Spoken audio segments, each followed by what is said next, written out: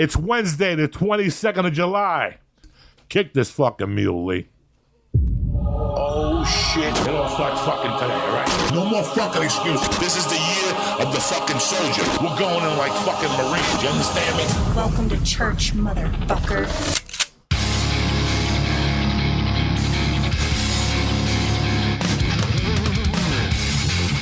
Wednesday, you little cocksuckers. My beautiful guest today is somebody I wanted to have on for. I didn't know he was out here. My man, Mr. Florian. Kenny and I had a weird meeting because I had just got into the UFC. I was all in. Like, I thought it was a barbaric sport.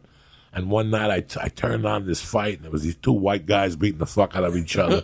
Because the first time it was like Butterbean. You can't look like me and fight. There's no way. That's not even possible. You know, so I didn't really like the UFC. Joe Rogan was my friend.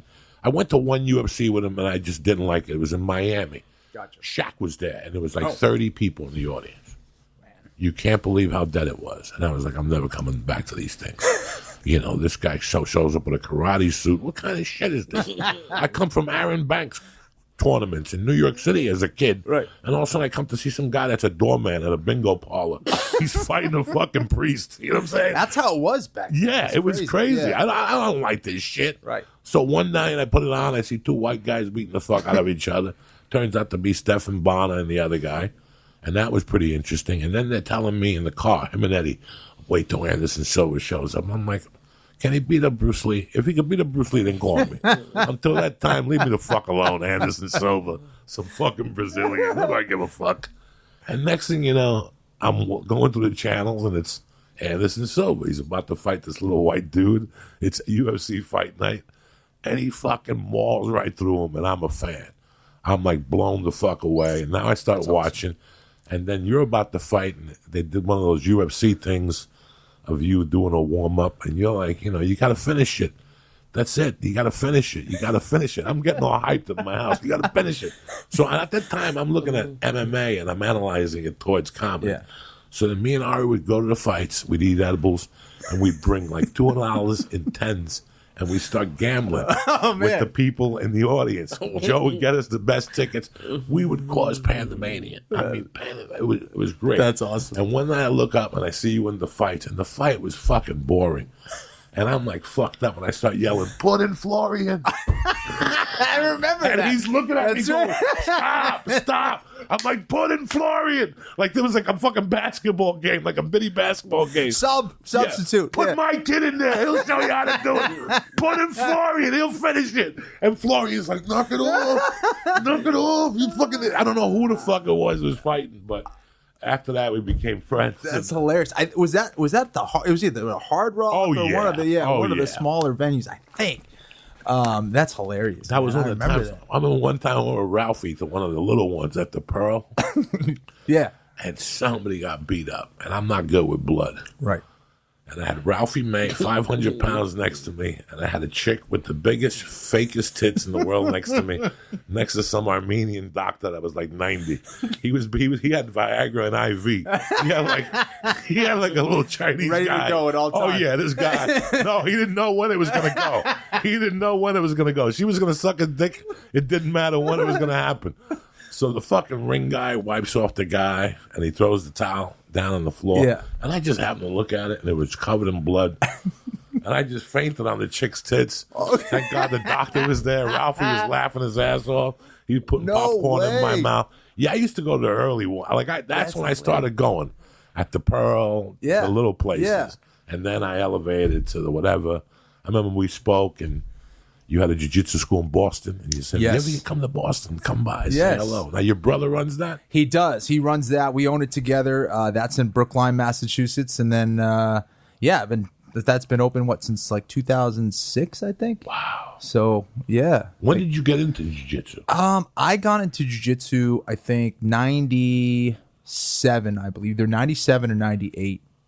And you were in college? I was in college, exactly. I my brother called me. He's like, "Dude, you got to check out this UFC. It's what we've always talked about. They have guys from all over the world, different martial artists, and they all fight to see who's the best martial artist." And I was like, "No way." I was like, so who won? Some jack guy just knocking everybody out?" He's like, "Nah, some skinny Brazilian guy. He kind of like takes him down and kind of puts him in submission holds, and they tap out. And I was so let down. I was like, what? Like this isn't.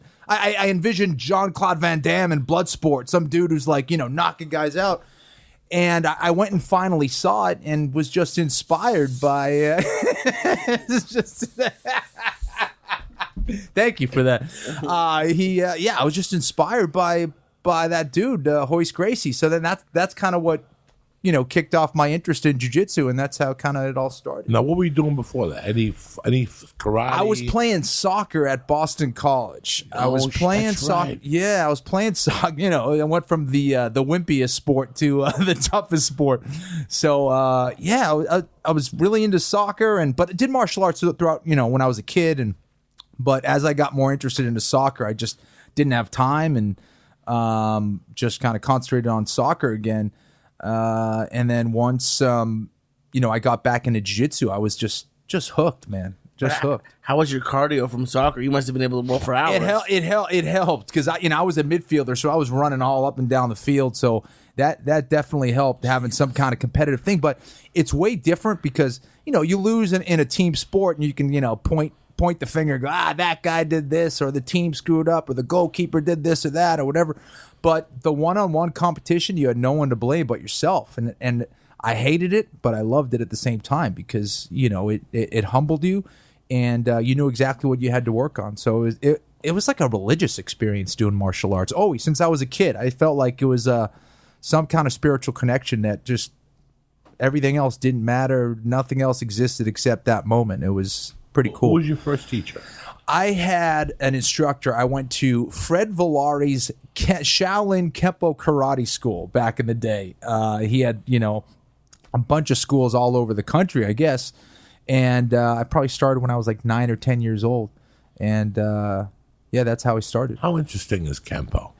It was very interesting to me. It's funny because right now in my school that I have here in LA, I was inspired by, my early childhood when I was doing karate. We had, a snake on the wall, a dragon, a crane, a tiger.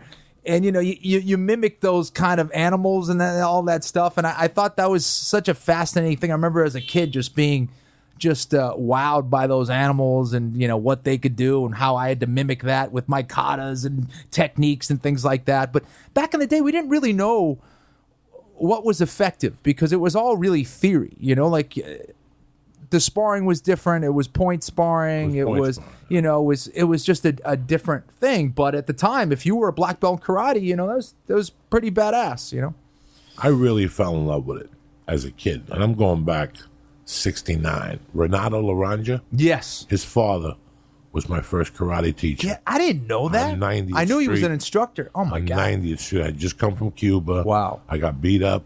In the head, I got hit in the head with a lunchbox. And my mom was like, enough is enough. Wow. I'm taking you to karate. It was all pretty much African-American. There was maybe a couple. I was the only Cuban kid, a couple Puerto Ricans. You had a fist on your fucking thing. Wow. He made you run the streets with your gi on barefoot in New York City. That's fucking crazy. That's amazing. And your friends would see you. And then when you went to school next day, like, hey, Mr. Karate Man, come on over here and teach us a move. Right. It was a different fucking world. Wow. I really got into it. I really liked the discipline. Yeah. He would make you fold your gi. You had to put the belt on in a certain way and carry it. Yes. With your belt. I mean, he hit you with a stick. How old were you back then? I was 5, maybe 6. Dang. The whole thing. Got That's into so it. cool. And then I would just go on the weekends when I went to Catholic school. And then once I got out of Catholic school in the 5th grade, I went to Gush and Rue Karate. Yep. But the best thing about my neighborhood was, North Bergen, was that there was a kid that went to Fu Jiao Pai Kung Fu. There was a kid that went to Richard Bowe's Aikido. There was another guy that went to Judo down on 7th Street. So there's this kid, Mario Diaz. He was a Chinese-Cuban kid. His father was a doctor. Not Diaz like my last name. D-I-E-Z. He was Cuban-Chinese. And he brought a lot of Kung Fu to the table. His father let us take over the basement. We were 12. Yeah. We used to go. Our whole life was putting money together to put equipment. So I had our newspaper out. You had a route. You worked at your father's liquor store. And our goal was every week to chip in and buy something different. So on Saturdays, it was Chinatown and Honda. Honda was a martial arts store. We'd go there and geek out. Wow. Like, wow, someday I'm going to have that Maki Rao, whatever the fuck. You had a whole... Yeah, the board where you little punch. board. Yeah, So yeah, yeah. we'd do that. Then we went to Chinatown and bought all the stuff for the iron palm technique. That's so And great. we would put the mushu sauce on your hands and iron palm. And then we would... So each of us would love teach... No mats. We weren't pussies. We did throws. You landed on the floor. That's just how life went. Martin Perez, his father was Batista's driver in Cuba. Wow. He's still my friend on Facebook. He was the judoka. He was good. So he would come in at night and teach us Masakaki kakakaka. Ah! We would slam each other. So then after every night, somebody had something. That's so cool. So you guys were all cross training before cross training all was of a us thing. So the Fu Jiao Pai Kung Fu guy taught us the most beautifulest forms you ever saw in your life. All this shit, with your hands and the whole thing and balance. And we'd hold, what was that called? Not the crane. The crane stance. The crane, not exactly. the I was going to say the peacock. My daughter's got a little peacock. The crane. And then the end of the night was just like a jiu-jitsu class. Now it's time to see what you got. Wow. And we would spar. And it started out, because we were all raised on the point system. The point system was from the neck to the stomach. Right. That's it. Anything else you got disqualified for. Did you wear helmets and stuff or no? No. This is Jersey. There's no helmets. Okay? There's no helmets. That's why I quit hockey, because they played street hockey with no helmet. And the first day I went, somebody's head went through a plate glass window on the street. Oh, my God. Done. That's not for me, dog. This was different. This was plaster walls. Anybody could go through a wall. Right. I could go through a wall once a week still. I'm 57. That fucking wall. Like when his father finally came down a year later one day, he's like, what the fuck happened to my basement? We had punched the walls. Heads had been gone through walls. There was blood on the walls. That's amazing. Like I said, we would sit. You would do your homework. You would go to your own martial arts school, do your homework, and then we would bamboozle our mothers. Like, I got to go to Lee's because I'm going to study on that algebra exam. Okay. All of us. And we'd sneak the fucking gi. You snuck the gi in your book bag. Or you threw it out in the daytime. You put it in the garbage, and then you went out and took it. And we would fight to the death till 10 o'clock and then talk for a half hour, And that was what we did as kids. We never, not one of us, ever got into a fist fight. We loved each other. Right. The highest belt guy was a kid named something Cologne.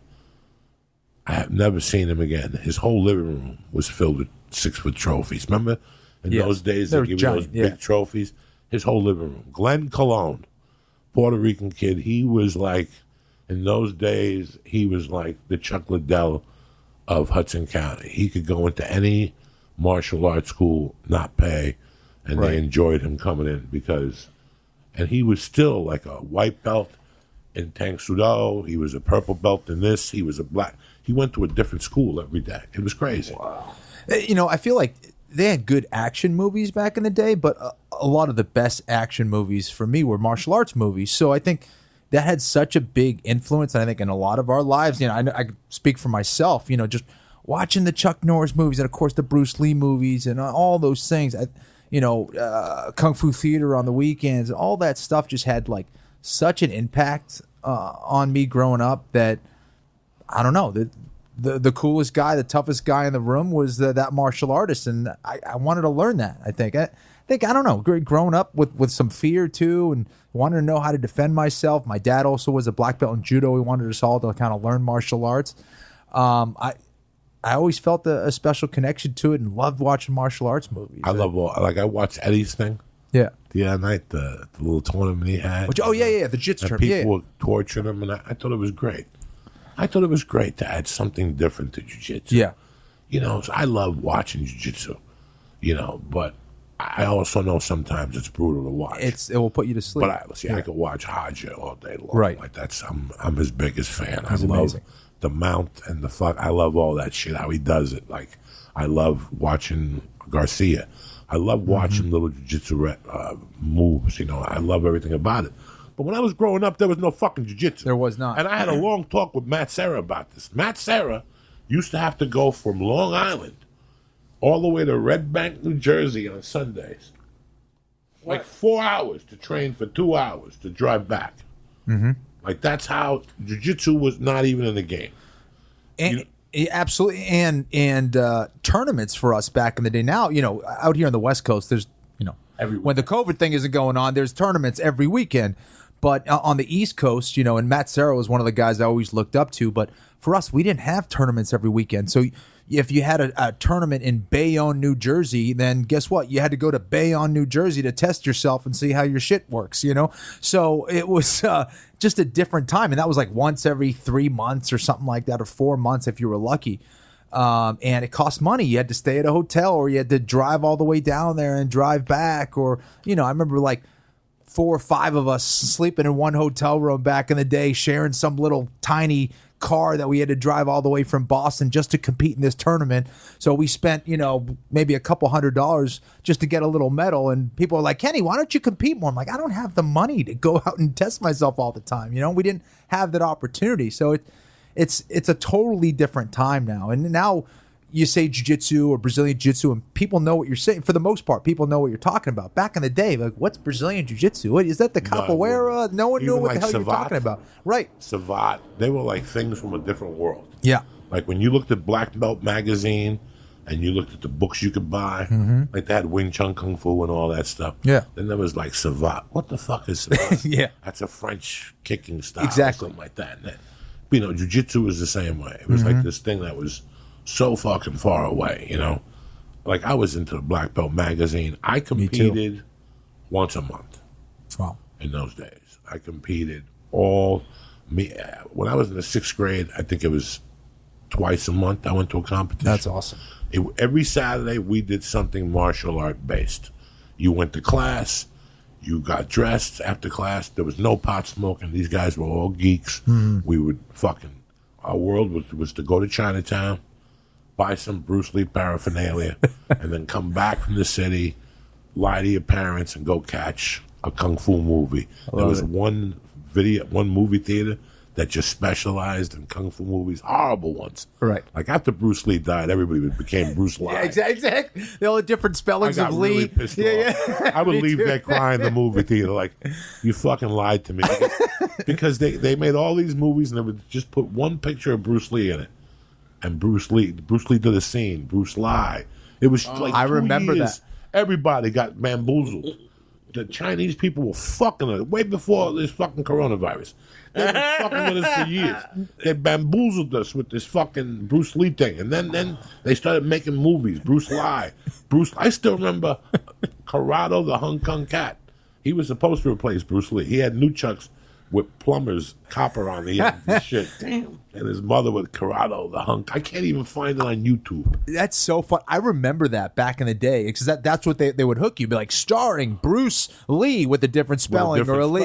And I remember, I was born in 76. I think Bruce Lee died, what, in 60? 73. Oh, 73. Okay, sorry. And in fact, it's coming up.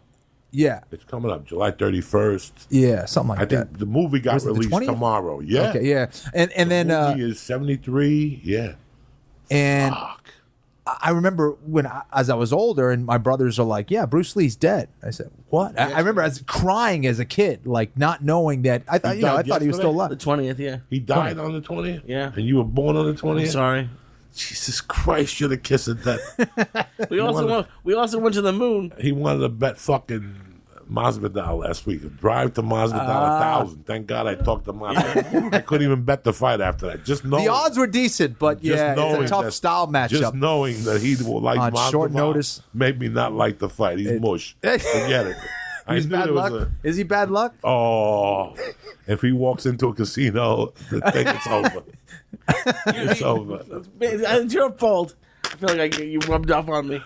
What I was wondering, are there more women doing martial arts now back compared to when you guys were doing? Oh yeah, yeah, many more. Yeah, yeah. They was not even. There was one girl, and she was like really ugly, and they combed her hair a certain way, and she would come into the class back then. I don't remember no girl. Yeah, back in the day, it was very unusual. Very unusual. Yeah. There was Angela Mao Ying. She was like the pioneer for women. She's the chicken into the dragon. Mm-hmm. She was a real Taekwondo chick. and she's the one that does the spinning back kicks that kills herself. Yeah. And then to the dragon. Yeah. That was the biggest chick. Oh shit. That was like the biggest Asian superstar of. And I don't know, they tried to develop other ones. It's really funny you said this, though, because I want to let the people know that listen to this, just in case they fucking forgot, because I fucking didn't. When I was watching that 30 for 30 with Bruce Lee, Yeah. and they showed scenes from Return of the Dragon, thank God I made a mental note, because that reminded me to go back and look into deep Chuck Norris movies. The Octagon. There's another one. His first 3 or 4 movies, Chuck Norris was not fucking around, guys. I want you to know that. We have written him off because you see him with a wig and shit now, Yeah. and he's selling mayonnaise.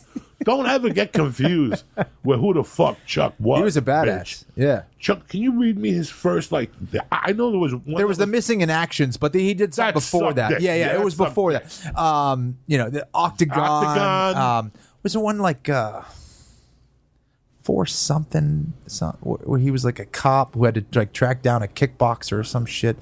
He did like yeah. 3 of them in the beginning. You wanted to, from the beginning? Yeah.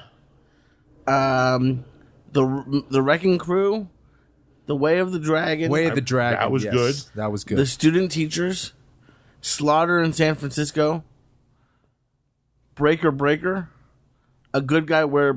Wait, That Good one's Guys Wear good. Black. Yes. Good guys wear black. A Force of One. that That's a Force good of One. one. That's the one I was. The Octagon. That's a good one. An Eye for an Eye. An Eye for an Eye That's a was good one. I like Silent that. Rage. That one sounds is good. Men's Amor. And then his favorite movie that I really got into was Code of Silence.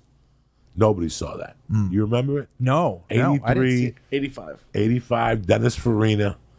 And that's why I get mad at Steven Seagal, because he stole the fucking pool hall scene from fucking Chuck no Norris shit. in that Code of Silence. That's why every time I see Steven Seagal. Maybe I did see. Yes. Yeah. Okay. Code of Silence is the Colombians, Yes. the Yeah. Colombian Of course. necktie. Yeah. The fucking he He goes. put it in the sock or whatever. Yeah. And to beat the shit He out went of it. over there and beat Yeah, the fuck yeah. out of people with the Yeah, sock. yeah. Chuck Norris, you see him now, you're like, who's this fucking old punk? Bitch, Right. bitch, you better recognize. He used to train with Bruce Lee, Dan Yeah. DeSanto. That guy made some, and I'm telling you, if you haven't been into Chuck Norris, watch any of those movies. That scene with Bruce Lee was one of the coolest fucking things because Bruce Lee, he was so ahead of his time, first of all. But the fact that, he actually, so in the scene, he's basically trying to mimic or doing the same style of Chuck Norris. And it's not working. Chuck Norris is beating the hell out of him during the fight. And then he realizes, he's like, I'm fighting in patterns and I'm fighting in this same way every single time. And he started mixing things up. He loosened up and, went into his Bruce Lee mode, started utilizing his footwork and started, breaking up the patterns. And he started beating the hell out of Chuck Norris. But everything for Bruce Lee was a method of not only, entertaining with his movies, but also giving a martial arts lesson of not just following these patterns or, doing what the other guy is doing, but doing something unique and different. And the guy was a genius. It's just amazing. It really is. It's sad. It Yeah. was sad for us as kids. Like that Yeah. was. Remember, I lost. You guys don't know what I went through. I lost Roberto Clemente first, Right. and then Bruce Lee. I'm about to. When I was 10, I was about to shoot a motherfucker. Clemente died in 72. New Year's Eve. Wow. So you opened up 73 with Clemente dying. How the fuck is this gonna work? Right. And it was a plane crash, right? Yeah, And, he went to not send money like we do today. Right, he was Most going people there. Send money. He was going there. Yeah. He was going there. He wouldn't let Manny Sanguian go. Right there. That's beautiful. Look at the angel wings around awesome. them. Beautiful. Beautiful fucking picture. Well, we started 73 with Clemente dying. Like waking up. Wow. Like what? How can he fucking die? This guy just broke the fucking record that he broke it at Shea Stadium. My mom was at the game. Wow. It was fucking tremendous. Unbelievable. And then fucking that cocksucker goes.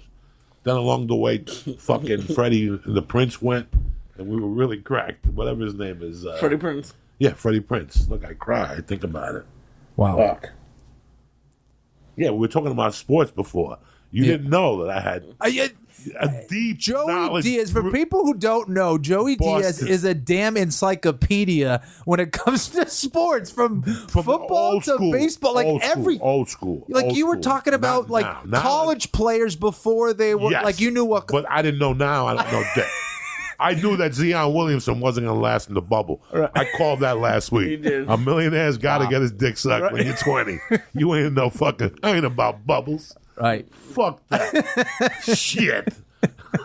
He's not making the playoffs, so he doesn't care at all. No, he's not. He's not. He's done. He's not come back. But when I was a kid, that was my connection to America. Yeah. I wanted to be nothing but an American. Right. Okay, so I had a connection with Cubans playing baseball. Tony Perez. Sure. And the Cincinnati Reds. He grew up with my father in Cuba. That was my in to baseball. So I watched baseball. I'd love to tell you, yes, the Cincinnati Reds were my favorite team to watch. But I'm not that type of shallow person as a kid. Yeah. I can't just put on a red shirt. I can't do it. I enjoyed watching the Red Sox. The Red Sox were doing something in the American League that was awesome also. Yeah. And the Mets were doing their thing. And the Cubbies were doing that. I was never really all in like that. Like, I never understood the ultimate super fan. Because I told you earlier, I was living in Jersey, and I watched Andre Tippett. Because he was such a badass linebacker. That's how I wanted to play the game. Right. So it didn't matter. Colors and uniforms didn't really matter. I was kind of the same way. I wonder, both my parents are from Peru, so I think it was a weird thing, like where again, I was the only, Hispanic in my town, growing up or whatever, and I felt, it was awesome to support the home team. I definitely was, grew up a Patriots fan and a Celtics fan. Wasn't into baseball so much as a kid, but I enjoyed watching just people at their best, whether it was, Montana and the 49ers or whatever it was. I just enjoyed watching good sports. That's what my first question to you when you came in here was, do you like sports? Because today I was thinking about it. I was walking into the bathroom, I was moving a kettlebell. I went for a bike ride this morning. And I go, I don't even give a fuck if 72 players get tested or they come back positive. I don't want to watch. I can't even imagine. Like, in my old man world, never mind when I was a kid, if I was 15 and fucking, what's his name left? Tom Brady. Oh, I'd hunt him down. Right. I'd hunt him down. I'd hunt that motherfucker down. Yeah. I almost hunted down Julius Erving when he left the Nets. But he went to the Sixers, and I was close enough. Right. He didn't offend me that much. I wasn't that offended because I could deal with Philadelphia. At the time, they had a great football team, Yeah. And I liked their hockey team, so I could live. I grew up also watching hockey. Sure. Okay, I don't watch it anymore. It was too much information. You can't keep up on everything. And once I bet hockey and lost, I was like, that's it. Hockey's too hard to bet. You got to give 3 rings. I don't know. Yeah. It's too tough. But when you become a degenerate gambler, you bet hockey. And you get your ear bit off 3 fucking times. And then you're not going to go. And then you go. The best thing is to go to a Ranger Islander game and bet it. That's when you see violence. That's real. Not today. Not today. They just go, they pay, and they sit there like fucking stiffs. But when I was a kid, dog, people would get hit. Listen. You sound like you miss it. Dog, how can you not miss being a kid and going to Yankee Bat Day when the Red Sox are in town? Just waiting for a bat to get thrown. You're just praying because me and my friends would sit there, 3rd inning. I got $1 on the 4th inning. I got $1 on the 5th. We're cheering on the inning because at one point you're going to see one of those little bats fly through the fucking air. When we were kids, it was Bat Day. How can you make Bat Day in the Yankees when the Red Sox come to town? Can't you make it like when the fucking Astros come to town or something like that? You got to do it when the Red Sox come to town, you instigating motherfuckers. It used to piss me off. Like, put the bat down.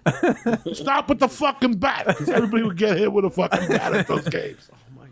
I've played it on here before, so I won't do it again. But my favorite ever clip is a Red Sox-Yankees game at Fenway, and a Red Sox fan throws a slice of pizza at a Yankee fan and hits him in the face on TV, and then we played it for the entire game. It's the best thing I've ever seen. It's crazy. Like, if you wear a Yankees hat, at a Boston bar, like, you're going to get... You're either going to get in a fight, you're definitely going to get harassed at the very least. Like, it's crazy. Like, but it's different. Sports are different right now. Yes, I don't know if it's just because of the the big business and the big money that kind of changed everything, or whether it was like just being nostalgic because you were a kid. But it definitely has a different feel. Now I feel like the new sports or the new thing is like, the thing to argue about is politics. Politics is the new sport in this country almost, but it definitely feels different.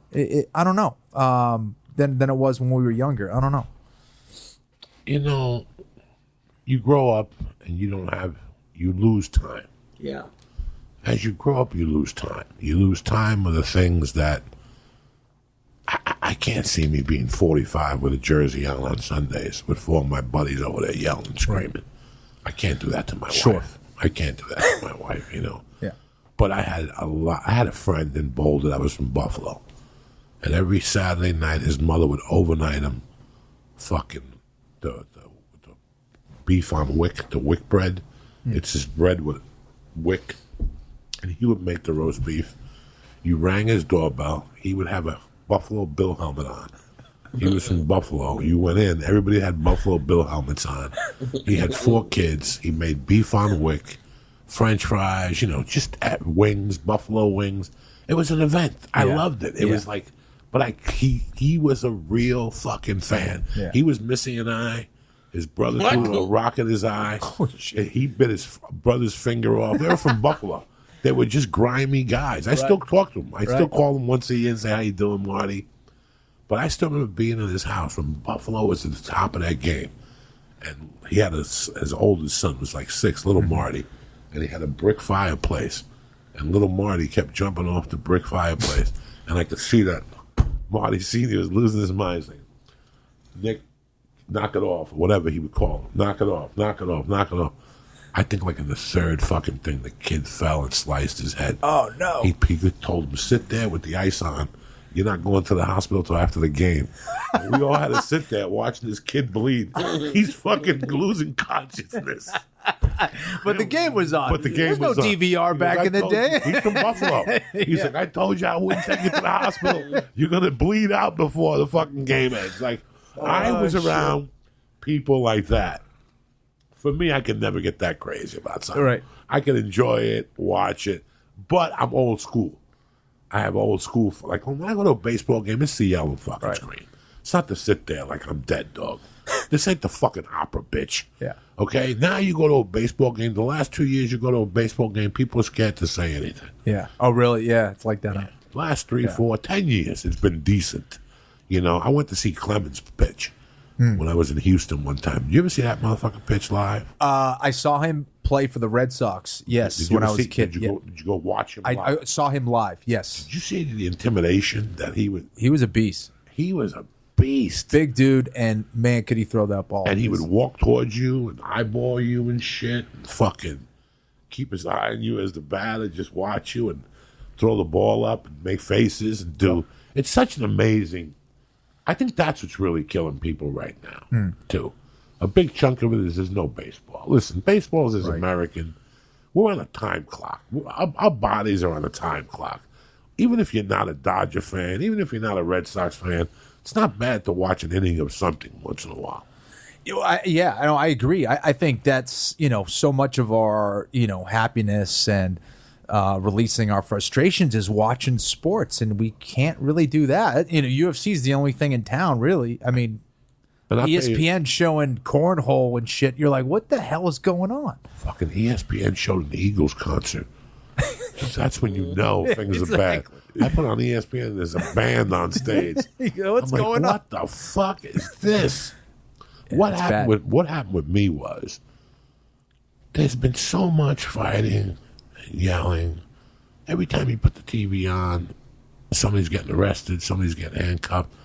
And one night, Amanda Nunes was fighting that fight, and I didn't like. I wanted to do something. Yeah, but I loved the Alex Chechere fight. Caceres. Alex Caceres. Oh, fight when he was fighting a white kid. It was the first week of Black Lives Matter. I'm like, ain't no white guy winning this week. not this week. You know what I'm saying? You're going in there. You're going to throw one. You're talking about the last one. When he fought Chase Hooper. Yeah, the guy. And I love Hooper. Yeah. That's why I was going to be a test. But Right. I'm like, this is too much of a test. This is a lock. There's no reason to even bet a man than Nunes. Right. And I remember, like, my wife goes, "Do you want to order the main card?" And I go, "For what? I already won money." Right. And I don't want to see any fighting. Yeah. Like, I've seen enough fighting. It was like the week before the riots. Right. And we're watching punching and people getting hit. And I'm like, you know what? Even like Wednesday's fight last week, I passed on him. Kamal, I don't even know who the fuck fought. I don't know who the fuck fought. Right. I did watch the thing with Rogan. That was interesting. Yeah. The last card. But there was a couple cards there. I'm like, I don't even want to watch them. There's too much fighting going on. This week, there's too much. It's crazy whether you're going on, social media or anything. Everyone's fucking pointing fingers and fighting with each other. It's ridiculous. Digging up scabs. Yeah. Digging up scabs. I saw something today. Latinos are mad now because it's like everybody's angry. Everybody wants a piece of something. Yeah. I had to stop with the internet. I cut it down by 50%, 60%. You got to, or you're going to lose your mind. What happens is, I saw something last week that was so disturbing. Somebody wrote on Twitter, "I can't wait till the unemployment benefits dry out. I'll run out. So all you fucking squat SpongeBob dry up like a sponge or something." I'm like, who would write that? What type of person wants to see somebody lose $2,400 a month right now in the middle of this fucking pandemic? But that's the evil that's going on right now in people's hearts. It's coming out, and it's not their fault. Yeah. It's just that we're so vulnerable. We're so left open right now. We're getting bad information. The air is bad. The energy is bad. And for me, like I said, I go on there in the mornings, I say what I got to say, and I get the fuck off there. Because you always see something that's going to make you go, what the fuck this is entertainment. Social media is to connect with friends. That's in what theory. it is. Yeah. It's a battleground now. And I've met some it's insane. I have great friends, and I don't know what their face looks like, but we have great conversations on the internet. Sure. And I really appreciate that. But the rest of it is stuff the other day I read the comments about us that they should updo the set. Why don't you go take a bath? Like, redo the set. It was just people trying to start problems, and you're like, this is what it's like. And I get it. I'm not even mad at them. They're out of work. They're not getting what they're used to. The girlfriend don't want to suck up their dick no more. She's scared of anxiety. The world's upside down. So where are you going to go? You can't hit somebody. The gym is closed. You can't lift weights. Yeah. What's the lowest hanging vine? Social media. I can go on social media and call anybody anything I want and say things without repercussions. Without repercussions. Yeah. Yeah. Facebook will cancel me for a week. Big deal. But I could go into somebody's DM and call them a motherfucker. I hate you. Fuck you. I mean, that's unheard of. Who raised you? Well, that's why they call them trolls. Is they don't care if their account gets taken down. They'll just make another account. They just make another account. But again, who's at home doing this? What kind of person sits there putting all this thought into bad when you can be putting all this thought into something good? People have nothing going on right now. I think, you're definitely right. People are really pissed off, based on the situation. But also, I think we get caught up in living in this virtual world thinking that it's real, and you're at home, you got nothing going on, you got no job, you're pissed off about your life, and you can go on anonymously and rip different things apart, rip people apart, rip organizations apart. And it's interesting because, if I am a foreign actor or another, country, and I want to see the demise of the United States, and I wanted to rip them apart from the inside out. That's the best way you want to blow something up, is you do it from the inside out, and you get them to be as divisive as possible. And I think that we are doing this to ourselves, just based on the technology and, how angry people are. but I do think that people are, other, countries like China and Russia and other different things, I'm not getting to conspiracy theories. This is just what happens. But if I poke you guys enough and I go, oh, he's talking shit about you and he's talking shit about you, you guys are going to start to hate each other. And that's what's going on. It's just like people are poking everybody and they're getting these very sensitive subjects and they're ripping the country apart.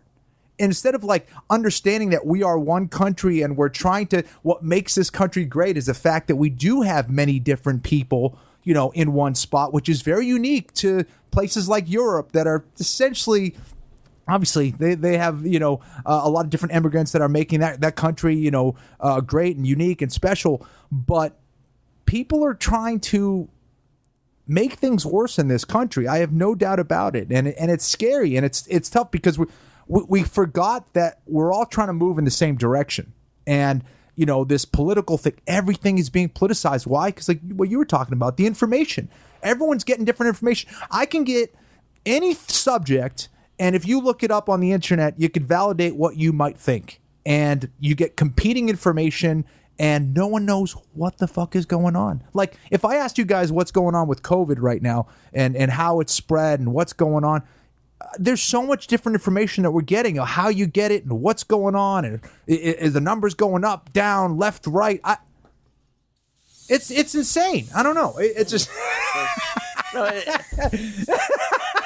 and the worst part for me is neither, whatever side you're on, they're just so convinced that they're right. Right. With no background information from anybody. Yes. But they're just like, I'm right. You can't change my mind a bit. I saw a YouTube video, or because I think this way, it has to be this way. I mean, no one's using their mind, no one's using their brains anymore. It's just like, I don't know. They'd rather just join up on a team, join up on a side, and fight the other guy and talk shit. I don't know. Me, I'm not mad at them. Right. I really can let you know through my heart that I'm not mad at people's actions. I understand the frustration, the uncertainty. Sure. About the future, what's going to happen, when are we going back to work, when we're not going back to work, how am I going to feed my kids? That's a lot of fucking questions for somebody. Absolutely. I look at it from the other angle, too. I look at these people and go, what's making them do that? I say a prayer for them, you light a candle for them, whatever you can. Mm-hmm. I want to know what's making them say that. What's making me fucking, everything I do, I question now. Sure. This has made people think, and thinking is scared. They tell you, don't think. If you're a man, don't think, because it's going to scare the bejesus out of you. Right now, we've given people time to think. People haven't thought this much since the summer before college. Mm-hmm. This is the first time. Remember, you get thrown into college, you're into the world. Right. You're into the world. Studies, you got a piece of ass. Next thing you know, you're getting married, you pick a major. She's a fucking this, she's graduating. You're going to Europe with her family. You get a job on Wall Street. She gets a job. Blah, blah, blah. You get a dog named Boo, right? And all of a sudden one day you're like, what the fuck? How did I get here? You're back to that Talking Head song. And that's the first time you really think. You're like, what the fuck just happened? I just wanted to go to school to be a penguin and smoke dope. And now I'm married. I got a kid. I got a nut every month. I got to make a certain amount of money. What the fuck is this? What have I done? Now my wife wants to go to Israel to touch the wall. That's another 8 G's. She doesn't even speak fucking Israeli. That's what happens to people. Mm-hmm. And this is what's happened right now. It gave people a time to think. Do I really want to do jiu-jitsu anymore? Right. Well, I was doing it because I was dating that girl and I was impressed. She dumped me. Do I really need to dump the 180 anymore? Right. Do I want to act anymore? I'm sure there's a lot of fighters that are reconsidering their careers. Fuck the fucking knockouts, what they could do to you. Right. They're thinking about COVID. What if I bring it back to my family? Mm-hmm. What if I bring it back to my teammates, to my corner? People are thinking right now, and that's the scariest part of this. I've got into foxholes, and right. I know sure. that it's there. I know that it's scary, and I've gotten caught up into mental foxholes throughout this thing. I can't imagine somebody who doesn't see it coming.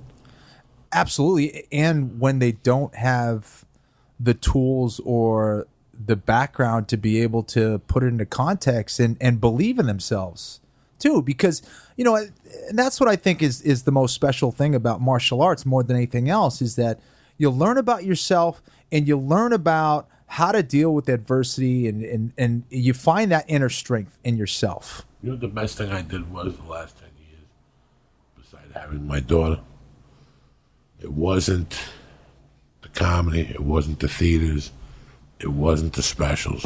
You know what really jolted me? Joining Jiu Jitsu. I love it. You know what happened?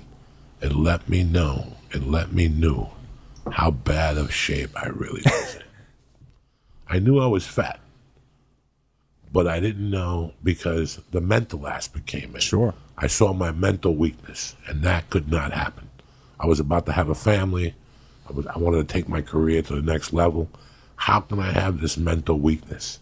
I couldn't have people get on top of me. Once you mounted me, I had a heart attack. Are you fucking crazy? Right. That's what half of jiu-jitsu is. You know how many times I had to run out the first week out of jiu-jitsu with my gi on, take my belt off, and take my dick out on the street and piss because of the stress? Like the anxiety. You know how many times I had to run outside and take my gi off? Because I made the mistake, like my fourth jiu-jitsu class, to take an edible. Who's that genius? Tell me who does that. When that motherfucker mounted me, he was like a purple belt. He climbed me like a fucking, like an islander, and I was like a fucking palm tree. He had me in like a bow tie with my arm out, and I'm tapping, not because he was hurting me. I had a tap from the anxiety. Yeah. I basically had to get up and run to the door. I started at VMAC. I didn't want anybody to know. No Eddie. I didn't want anybody to know. I just knew I wanted to try it. And that changed my whole life. That's awesome. Like I got my nose fixed. I started breathing out of my nose. I haven't rolled since I tore my hamstring. But before that, I slowed down. I stopped going to Alberto's because Alberto's was too fast for me. Great guy. Yes. Great teacher. Great school. Got everything available to you. But the jiu-jitsu was too fast for me. Mm-hmm. I needed old man jiu-jitsu. Right. I need 50-year-old jiu-jitsu. Closed guard, scissor sweep, you know, a fucking Well, that's the way kimura. it should be. Jiu-jitsu should be that way. Jiu-jitsu was developed. It's supposed to be the soft art, you know? And in general, I feel like we're also moving away from that in a lot of ways, unfortunately. You know, it was supposed to be, you know, a style that you could do smoothly, you know, with technique, that the technique could lead the way. You don't have to be fast. You don't have to be strong. You don't, you know, and I think jiu-jitsu is moving in a different direction now because there's so much of the sportive aspect of it that I think we're losing connection with what jiu-jitsu really does and what it should do. But, you know, like you said, I think on the mat, there is no running away from yourself. There is no, you know, pretending that you're good at what you do. You're going to find out. And there's always someone, I don't care what level you're at, there's always someone that's better than you, at least in one or two aspects of the game. And you'll find out. And it's humbling. And it's always, you know, looking at yourself. And I feel like we don't have that. There's no other things that really can keep us in check. You know, there's a lot of other things, you know, there's other things we can do, but jiu-jitsu, it connects that mind, body, and spirit where, you know, you're going to find out exactly what you need to work on that mat that day. Like It's crazy. It's crazy. It is. Like for me, the physical was the obvious, but for me, it was the mental. I started doing kettlebells to work on my breathing. Awesome. Everything I did was around jiu-jitsu. Guess what? Guess what, bro? You know what? If that car I drive right now needs an oil change, I'm not mechanically inclined. You know what I'm saying? If that car gets a flat tire, I'll probably trade it in and end the lease. I'm one of those guys because I'm not mechanically inclined. Right. I never wrestled in high school. Mm-hmm. I didn't. My friends wrestled, and I knew the lingo. Yeah. You know, I knew the lingo to lifting. My friends did steroids. I knew all that lingo. Jiu-jitsu was something that I started hanging out with Eddie and Joe, and they were passionate about. Mm-hmm. And I went to watch them do it, and it wasn't for me. It was two guys hugging. I like you guys, but you're suspect. All right. And then I started watching the UFC, and I saw the beauty of it. Right. And then I eliminated the UFC and just started watching jiu-jitsu videos, and I fucking loved Haja. There's just a lot of guys I became fans of your videos. There was just a lot. But I like simple shit. Right. I like Haja style. You know, me too. Pass your guard, and, you know, fucking lapel shit. You know, he just mounts you and then gets you in a fucking little choke. That's all I wanted to do. Now they're doing barambolos. Wrapping the gi I gotta around, wrap a the worm gi guard, around. and all this crap. And what I'm waiting to do is I'm waiting for this coronavirus to disappear. Because this is what I was doing. I took this advice from the drummer of Poison. He trains at Street Sports. Oh, okay, yeah. With Hanato. Yeah. And he told me, he goes, there came a day for me where he goes, I couldn't keep up with, he goes, when I had my black belt, he goes, I just couldn't keep up with purple belts, 20-year-old purple belts. It's different. It's a different game. So he goes, I go to Hanato and I get privates. And he goes, he beats the fuck out of me once a week or twice a week. And he goes down there and he goes, that, I like the class aspect of it. Sure. See, I grew up, I don't like, and I know you're going to hate me to say this, but I don't like you have clients and they have their Hollywood clients and they have money to burn. So they do private classes and that's all great. Yeah. But I don't think I like a private once a month to say, Kenny, can we work on the scissor sweep? What is wrong with this scissor sweep? Me and you work on it, we roll a little bit. Yes. You let me, that's what I like. Yes. If you're not going to go to a class, that's what for me was part of it. It's just like stand-up. Josh Wolf sat there and we talked about stand-up. Now, when I went to Seattle, there's a list on Monday nights and Wednesdays, and you start at number 1. And through time, you work up to number 3, then number 7. And guess what? Now you're closing the show. You're number 16. You know what I like about martial arts? That you start in the back as a fat fuck. That's the truth. You barely get through the warm-ups, and you just keep going back, and you keep going back, and all of a sudden somebody befriends you, and you start talking to this guy, you start talking to that guy, and now there was never a martial art, and I told you my story early on about martial arts, but one thing I miss about Jiu Jitsu is the friendship, is after Kenny beats the fuck out of me and chokes me, he'll go, hey, don't go nowhere, I got a big man choke for you. Yeah, like he'll tell you, you're wasting your time. Like after these guys beat you up, they're like, come here, try this. Get my arm, go there. See, you don't have to step like this. Right. That's what I really miss about jiu-jitsu. Well, I'll say this. When things calm down, number 1, I want to offer my services anytime. And I've already told you. I've already told you. Anytime you want to train one-on-one, I don't care. I'm not going to charge. Just let's train one-on-one. I hope I can help you. If I do, I'd feel really good about it because I love you and I'd love to help you out with your jiu-jitsu when things get normal again. But I think that you have a unique position, though. You've lived a lot of life and you understand the importance of adversity and battling back from different things and looking into yourself and, stand up, one of the hardest things you could do. I think, I don't understand it. It's I think hard it's as hell. jiu-jitsu. See, well, me, it's hard, absolutely. Right now, with Steve McQueen, and not that I'm a movie star, but with Steve McQueen and Bruce Lee. Bruce Lee always wanted what Steve McQueen had. Right. And Steve McQueen always wanted what Bruce Lee had. I would love, my biggest regrets are not going into the Army. I would have loved to fight for my country, shoot a couple fucking immigrants just to prove you're an American. Shoot a couple people in the head to really wear the flag. Like, yeah, that's right. I defended my country. I defended my country. I've never heard that as a regret before. I didn't shoot any It's the truth. It's the truth. I should have been down there in Beirut throwing fucking bombs. I regret not joining karate at 25 or jiu-jitsu and making it like I should have looked at it as this is what I'm going to do till I'm 60. After college, I was either going to do one or two things. For whatever reason, I just felt a calling to a warrior lifestyle. It was either going to be martial arts or it was going to be the military. It was one of those two things. That's what I want. I felt a calling for. I felt like I needed to do something and face some fears. I really wanted to join the military because that's what my mother wanted me to do. That was her all-time. You come here, you bring your child to this country to grow up. The least you could do is send them to donate them. Like that's she goes, I'm sending you. I'm just sending you because they took us in. So she always felt that. I made the appointment, but I didn't show up because there was a blood test involved. And I had done coke the night before. So there's no reason. Might have been tough passing. The Army's not going to take me. You know what I'm saying? So, oh, it's amazing. So that's one thing that I do miss. And I know that I'm thinking about moving, but everything's up in the air right now. We're just thinking, I'd like this COVID to be over because I've been riding a bike now. And I've been riding it for an hour. And now That's I got all. some jiu-jitsu cards. On the road. Yeah. Okay. Oh, fuck you with that. The little You know thing. what? Yeah. You know what happened? I travel, and when I travel, I love. I mean, it wouldn't be a good show because I'm not good at it. If I was a black belt in jiu-jitsu, I would finance my own. I would bring a camera guy on the road, go do comedy, and go to a jiu-jitsu school on Friday and train with a teacher, and go to a different jiu-jitsu school on Saturday and put them on tape and put them on YouTube. Right. Do the whole experience like Anthony Bourdain, only with jiu-jitsu That'd be- and food. And Why go can't you do it? You should do it anyway. Because I'm not traveling, number one. Oh, well, yeah, right There's now. fucking COVID, Sure. number two.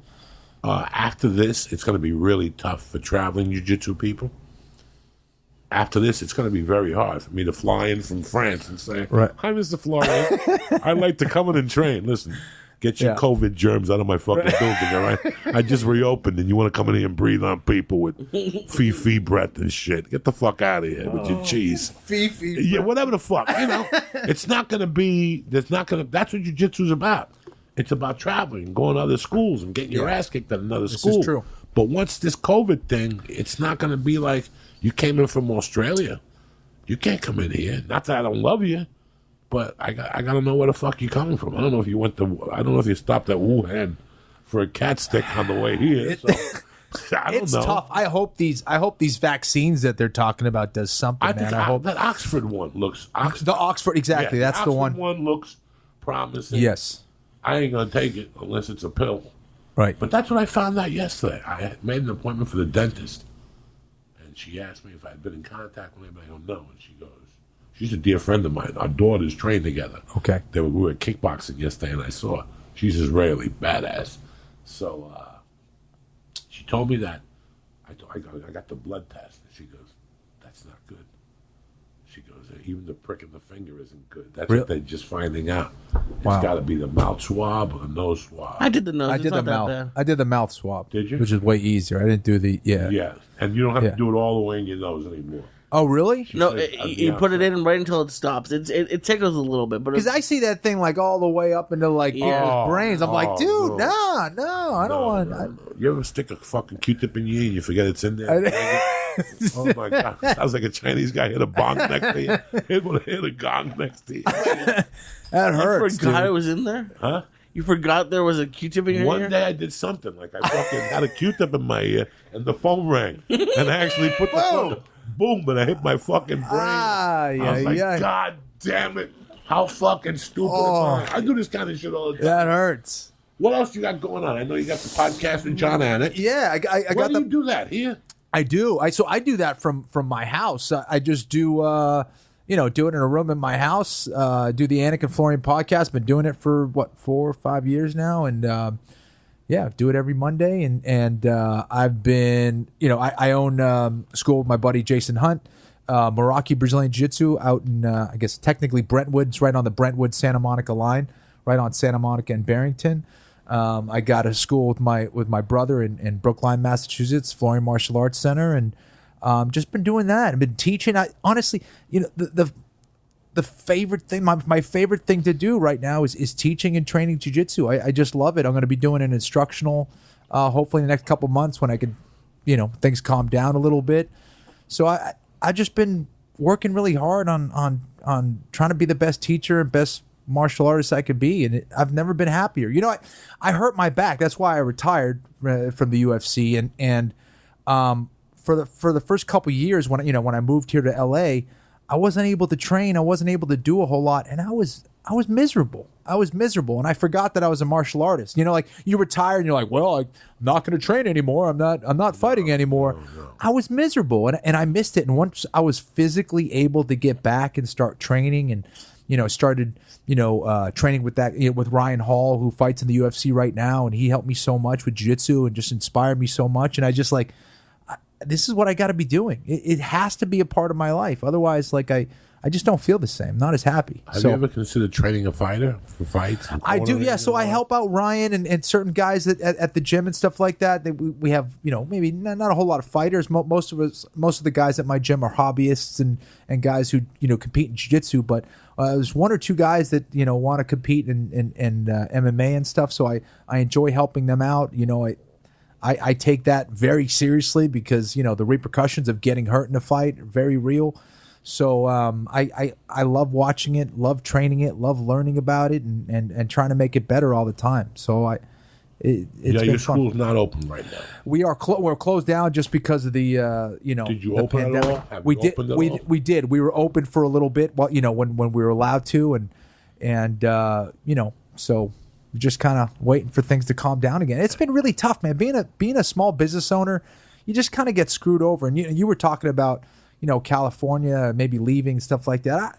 I've been really disheartened by the state and the way that things are run because, you know, and I get it, you know, we're in this pandemic and it's very serious, it's horrible, but also there hasn't been a whole lot of support, I feel like, for small business owners. Everything's about the big businesses that are running this country. They always get bailed out of something, but a lot of the small business owners, the entrepreneurs who really kind of you know, built this country in a lot of ways are kind of being left behind. So it's been tough. You know, there's obviously been loans and different things that you can apply for, which has been good, but getting shut down left and right it's really hard to run a business that way. This second shutdown inspired my mind to move because of the recovery factor, my age, and I had already been thinking about it for a while. Yeah. That it was, you know, like Dean Delray said, we're paying more for gas here. It's crazy. It's more to so register expensive. The a car, taxes and the taxes. So you have to look around now for a guy like me and go, what am I doing?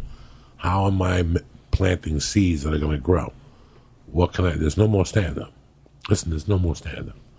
There's not going to be any fucking stand up, and they're going to keep you closed until you find a way to open and know that you could still do it. Even if it takes drilling class, and you put circles on the floor. Sure. You got 9 guys at a time with a fucking ball. What's that Brazilian guy from San Diego that has the book with the drills? yeah, Andre Galval. Galval. Yeah. It's time to Andre Galval drills. I can't put you together, Right. but I can drill you to death for an hour. Sure. I open up both doors. You know, it's gonna make the owner a little bit more. You guys a little bit more. What's going on here? You know, Yeah. You're suffering. I know Cabrinia's eating a big dick. I love Cabrinia. Yeah. He's down there on Wilshire and fucking La Brea or whatever. What's he tough. paying? It's You know, John Jock is up in Tarzana, but his other one in Malibu. Malibu, yeah. He's taking a stab in there. You know, this is affecting the martial arts community. I mean, forget Big time. about. I mean, karate was holding on by a string. Every time somebody gets an armbar in the UFC, another karate school closes. Right or wrong? Every time somebody shows up on an that's armbar, another karate school closed. That's amazing. Every time somebody gets a heel hook, look, Kevin Gosterman got heel hook. Right. The Krav Maga school closed on Monday. They don't need you no more. Go back to Israel and use that shit. You just gotta be, my you know, God. it's the truth. That's hilarious. So- Someone's got to make a T-shirt out of that. Yes. Every time somebody gets armbar, there goes Taekwondo. Go to any Taekwondo school. It looks like they got COVID. There's 3 guys throwing punches. It's like something of the past. It's like black and white TV. Oh shit! That's Anything funny. you want to promote, Kenny? Anything? No. You know that's pretty much it, man. I you know, Meraki. Where's the name Meraki. come from? You know, it's a Greek word. I was looking for a name for the academy, and Meraki means putting your soul into your work, putting love into what you do, putting a passion into what you do, and that kind of resonated with me, and I loved it. So it's a Greek word for Brazilian Jiu-Jitsu, you know, school. But yeah, so you know, we hope to be, you know, ready to be open. We're ready to be open. I'm telling you, just you're waiting open. for things to slow I just down. gave you permission. There I you talked go. to Newsom. Good. We're going to We're open ready. up circles. We're going to do a 6:30 drill class. You know, everybody's drilling on a fucking ball. Here we go. That's it. And sprinting. And what's wrong with the hip escape? Show me a man who doesn't hip escape. How many fucking hip escapes do I got to do to become a black belt? Nobody can do enough hip escapes. You're 10 pounds overweight. Start hip escaping. Oh, man. Hip escaping, back, forth, reverse hip escaping on your head, barambolos. I got shit for you. For all you 20-year-olds, show up. I got a whip. I'll get you in shape. Fuck all these motherfuckers. Hip escapes, back There and you go. forth. I'll have you hip escaping down fucking La Brea for an hour. There's nobody will get on top of you. But that's the truth. It is. You know, I told a bunch of my friends that are having a hard time, I go, you're giving up. You're giving up. I want you to propose something to me. Right. Propose something to me that Kenny's my teacher. There's going to be I have 30 students. I have 10 3-man groups or 10 4-man groups. So Kenny's going to put me with a brown belt, a purple belt, a blue belt, and a white belt. We could only be together. Yeah. It's us 4. So if it spreads out of control, it's us 4. You didn't go to that other school, did you? No. Don't go to kickboxing. I'll kick you in the fucking head. Those schools are dirty. I agree. So these 4 people rolled together. They're the only ones that can roll together. For a time That's period. the way we had it when we were That's open. it. 4 people. It was even less. So you just get one training partner for that day. For that day. Here's the thing. I feel like, you're responsible adults. Be creative. Be smart about it. This is a real thing. You got to respect it. But also, use common sense. And I think that's one thing we have to be careful with is sometimes, like, we rely on things to be taken care of way too much. Do we need to put fencing around a volcano? I mean, shit, you fall in the volcano, you're going to die. Where do we take this, as far as we have the information, people are dying from this thing. It's a serious thing. So be responsible. But also allow gyms that want to be open. If people feel like, hey, I'm going to be responsible, I'm going to make sure I'm not hanging out with other people, I'm going to wear the mask everywhere else, but when I go into the gym and make sure everybody else is doing the same thing, if I just train with that one person, we can do it responsibly. You wear a mask, bro? What's that? No. That'd be too You can't much. breathe. Yeah, it would be impossible to breathe. Alberto has these little masks. He gave me one when he came. You put them on your ears. It's okay. Yeah. When I box, I wear it with the other guy just to respect them. Yeah. It's okay. I don't think it's going to work. Jiu-Jitsu is the complete opposite of social distancing. It literally is. My friend is having a hard time. I thought about paying him and taking the beginning class at 5:30 because I have nothing but time now. Mm-hmm. But I also thought about mounting somebody and sweating.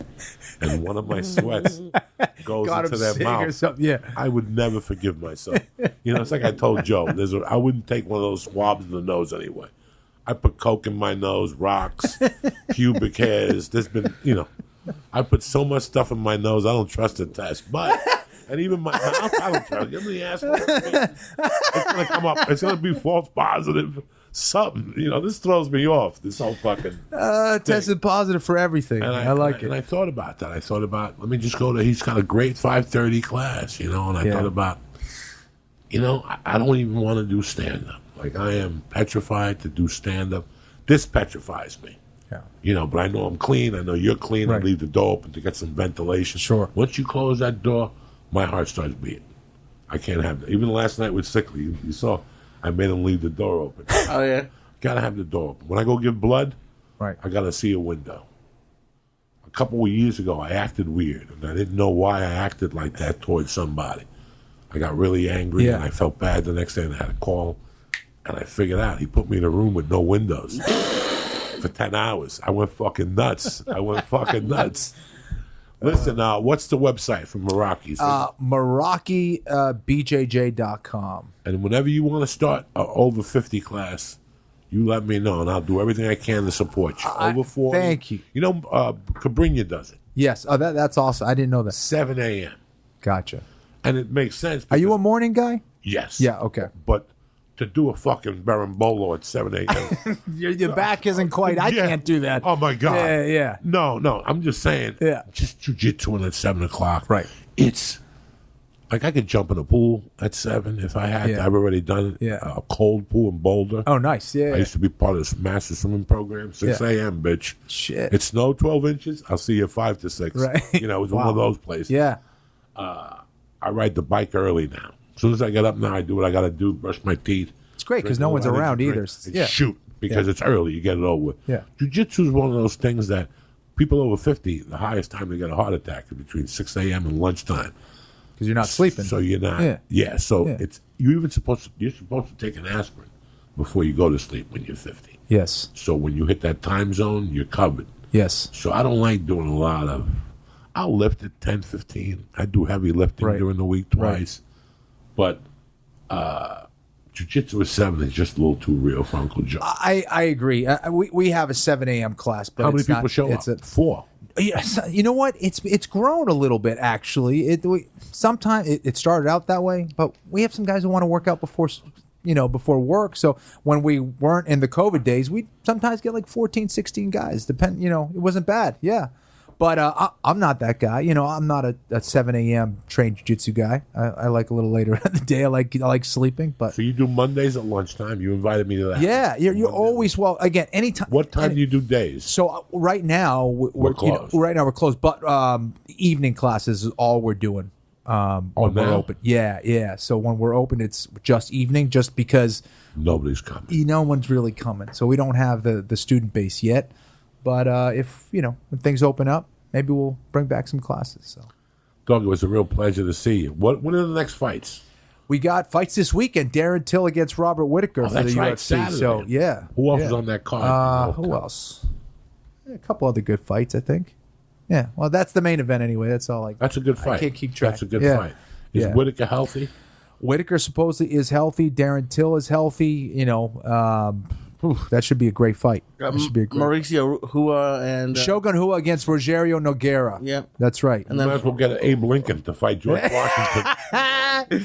They're a little at the end of their career. Yeah, this is true. Yeah, and then they're definitely Verdum versus a good Gustafson. one. Yeah, Yeah, they're that's a Verdum good against one. That's a good one. Gustafson. That's a Yeah, good one. yeah. Gustafson's fighting at heavyweight for the first Yeah, time. that's yeah, a good one. That's a good one. Yeah. That's a good fight. I'll watch the card. yeah. it should be a good card. Mr. Florian, it was a real pleasure. Pleasure have for me. on. Thank you Pleasure so much. Seeing you. Yes. I told people that I put it on my Patreon. I'll tell you that last night I saw somebody, and I almost canceled. And the reason why I didn't cancel was Wow. because Lee's birthday, and I wanted to do something with him. He was going to stay at home all night. I know him. I told him, get the money. He tried to lie to me. He's Jewish. I did get the money. I have the money still I on have me. no money. I go, get the 400 you got hidden with the passport in case there's an earthquake. He forgot. He told me, so it slipped out. As he was telling me, he was denying it. He's like, fuck. Now he's going to know I have that money. He's going to torment me about that money. Now I can't get away from him. So I said, I told him I was going to bring him to a hookah house. I don't know any hookah houses. I don't even know where to find a fucking hookah. I'm 57 years old. I don't even know where the fuck to start. So I told him, come on, And I took him down. We just went to do a podcast in Santa Monica just to get out of the house. Yeah. But we were in front of the place where they had like the major fucking riots. He was breaking it down for us, how they were all controlled. Everything was controlled. They would come down with the guns. It was all. Then they would break stuff. Another van would come and take shit out. So it's just weird that I wrote today that the best therapy you could do right now is to see somebody and keep social distance, but just talk to them. Just rap, rap.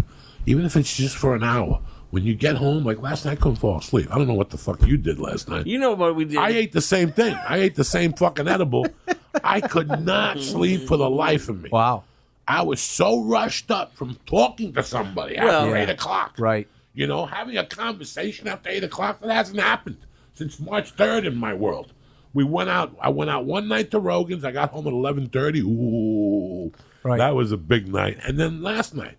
You were on fire last. I mean, to be fair, it was about 3 hours of you at a 10 telling stories and yelling. Okay, so that's what no I got wonder. home.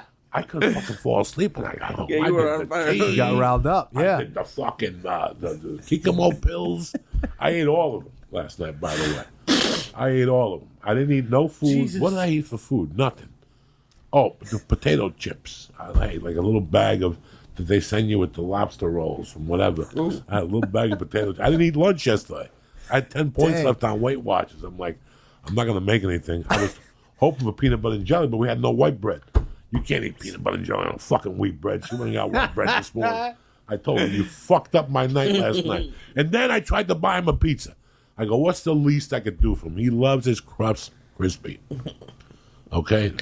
If you give Lee a piece of pussy or a piece of pizza, He'll take the pizza. and the crispy crust, Oh, yeah, depending, he'll tell the girl to go home. So I knew that was make his night. So we pull up to Joe's.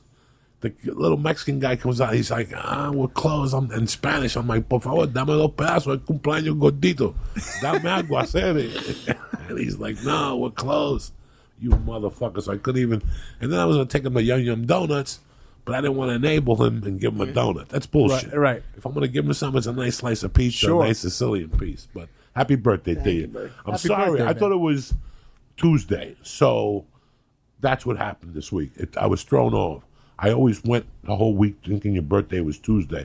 Okay. I didn't know it was going to be Monday, so you threw me off. I didn't sorry. get a chance to buy your card or nothing. So I want to thank you. No, I had a blast. It was Happy fun. birthday. Oh my god, that edible kicked me. You're still fucked up. I Look was, at you. oh yeah. And he wanted me to take more, and he's like, okay, we have a podcast tomorrow at 1. So he's like, at like 11 o'clock, he's like, take another one. What time did you fall asleep? I don't know. As soon as you walked in the house? Pretty much. Walked in, fucking lights were still on when I woke up. Good, Like, good. oh, that's how you know.